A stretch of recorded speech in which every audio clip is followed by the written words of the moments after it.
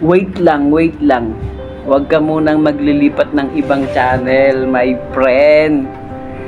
Panoorin mo muna itong video ito. Napapansin ko kasi na nakasimangot ka na lang palagi.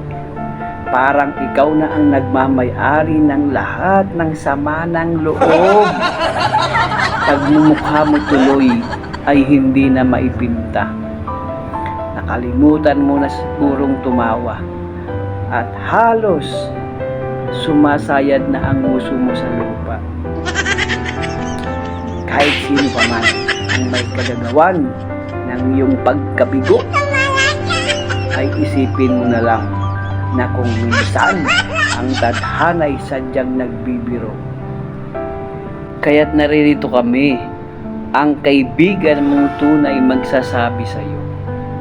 Sa lungkot at ligaya, hirap at ginhawa, suluhin mo na. Kasi personal yan mahirap na rin makialam.